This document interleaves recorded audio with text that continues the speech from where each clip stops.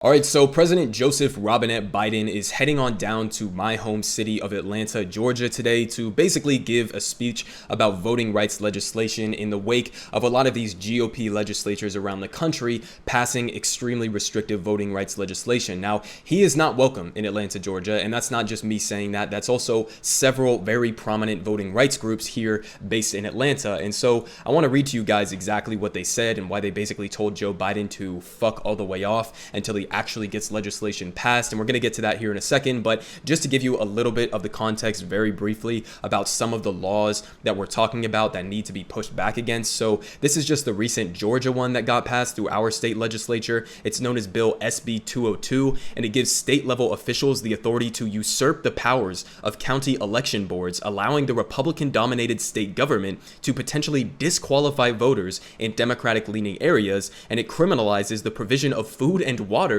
to voters waiting in line in a state where lines are notoriously long in heavy non-white precincts. And it also requires ID for absentee ballots and limits the placement of ballot drop boxes. And this isn't, again, just happening in Georgia. It's happening all around the country. And just to give you a reminder of what 2021 looked like, between January 1st and December 7th, at least 19 states passed 34 laws restricting access to voting. More than 440 bills with provisions that restrict voting access have been introduced in 49 states in the 2021 legislative session, and these numbers are extraordinary. The state legislatures enacted far more restrictive voting laws in 2021 than in any year since 2011, and more than a third of all restrictive voting laws enacted since then were passed this year. And in this new trend, this year, legislatures introduced bills to allow partisan actors, like in Georgia, to interfere with the election processes, and obviously that's coming on the wake of Donald Trump trying to, steal the whole 2020 election and shit like that. So they're basically setting up the conditions that if they want to steal an election in the future, they would have the state level support to basically follow through on the plan that they tried to pull off in 2020 and absolutely failed in doing so. So that's the threat that we're facing all around the country in terms of, attacks on our democracy, even though we aren't a democracy as of right now, but that's an entirely different a conversation to have. But let's just go ahead and check in with the voting rights groups that are telling Joe Biden to fuck all the way off. So here from Jake Johnson on Common Dreams, Georgia voting rights groups to boycott Biden's speech. And he says several prominent Georgia-based advocacy groups are planning to boycott President Joe Biden's voting rights speech in Atlanta on Tuesday, criticizing the event as yet another symbolic gesture in the face of concrete threats to the franchise nationwide.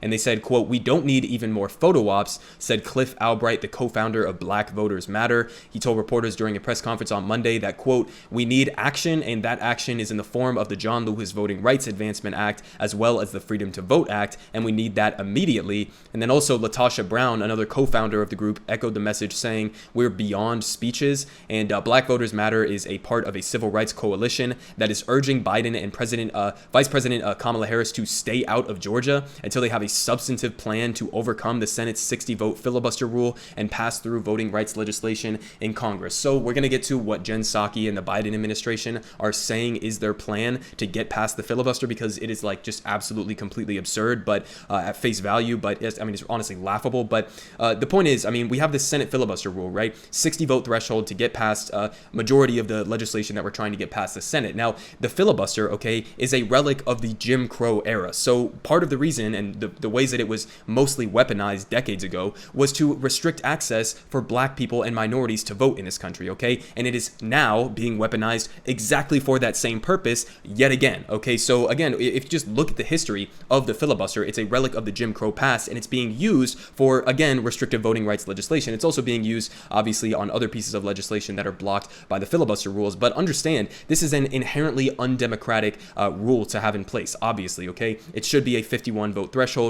That would be majority rule. That would be closer to a democracy. But 60-vote threshold, that's completely useless, okay? You're never going to be able to get anything done with that, or at least nothing substantively, especially when half of that is Republicans. Now, it's not just that they have the 60-vote filibuster rule. They also have members of their own party, not just, Kirsten Sinema and Joe Manchin and the usual ghouls that we talk about, but it's an even bigger group than that are not in favor of scrapping the filibuster, even for just specifically on voting rights legislation. So Dems filibuster conundrum, it's not just Manchin and Sinema, it's also guys like Mark Kelly, John Tester, and also Janine Shaheen. So you got at least a handful of Democrats in Congress, okay, in the Senate specifically, that are not in favor of changing the filibuster filibuster rules to be able to then pass with a simple majority the voting rights legislation. So again, what does that tell you about the state of American democracy? Okay, not only do we have a Congress that is basically completely beholden to corporate America and acts actively against the interests of average Americans and what they want. We have that Princeton study that came out that showed that there's almost no connection whatsoever, or no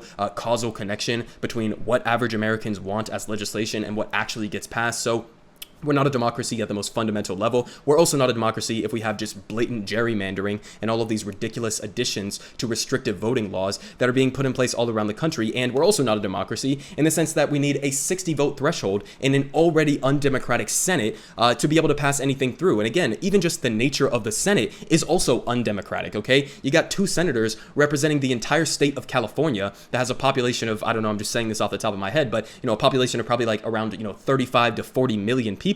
And they have the same amount of senators, 2 of them, as like a state like Wyoming that has probably 6 people living in it. Okay, so it's just, again, the nature of the Senate is inherently undemocratic. You add on top of that the restrictive voting laws that are being passed around the country. You add on top of that the 60 vote filibuster. It's just, we don't have anything close to a democracy is the point that I'm trying to hammer home in here. And so what is Joe Biden's plan to not only get his own members of the party to join in on eliminating the filibuster in this case, but also to vote for the pieces of legislation that are in question, the John Lewis Voting Rights Act and the Freedom to Vote Act? Well, here's his plan. When asked during a Monday briefing whether the White House has a strategy to ensure that voting rights bills don't languish in the narrowly Democratic Senate, Press Secretary Jen Psaki responded that Biden's plan, wait for it, is to sign the voting rights legislation into law.